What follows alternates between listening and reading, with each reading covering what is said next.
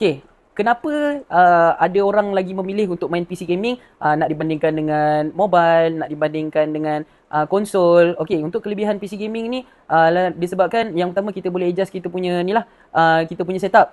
Sebagai contoh, mungkin sekarang saya main game A ni boleh dapat medium grafik. Tapi macam mana saya nak bagi dia lagi cantik, saya upgrade saya punya PC. So dia punya point dia boleh upgrade lah, dia upgradability dia. Okay. Dan untuk PC gaming ni nak dibandingkan dengan phone, nak bandingkan dengan phone ataupun nak dibandingkan dengan konsol adalah dia boleh modify. Modify dia dari segi apa? Contoh untuk game tu mungkin dia kita boleh modify game file lah. Sebagai contoh untuk game GTA 5. Ni sebagai contoh untuk game GTA 5. Yang di mana kalau kita main dekat handphone ataupun main dekat konsol, memang GTA 5 tu macam tu lah. Macam tu lah file dia tak akan berubah. Kecuali kalau kita main dekat PC, kita boleh mod. Nak mod macam mana? Boleh tambah kereta, boleh jadikan grafik tu lagi lawa, tambah macam-macam segala barang lah. Dan kalau cerita pakai contoh game GTA 5 ni pun, kita ada satu game yang di mana game online yang boleh main ramai-ramai dan server tu sendiri dah mod.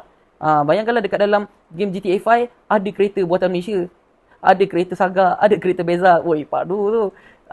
Kita untuk peminat-peminat GTA 5 mesti pernah terfikir kan pasal benda tu.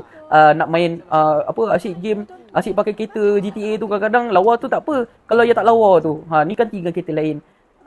Macam-macam BM segala jadah tu semua ada. Dan lagi satu, yang ni point paling penting. Kenapa? Okey, untuk dibandingkan dengan konsol dengan mobile, untuk PC gaming ni, benda paling penting dia boleh buat kerja. Kita boleh buat kerja. Kalau nak buat kerja pakai mobile, ikutkan boleh, tapi tak praktikal. Tapi kalau konsol memang tak boleh langsung lah.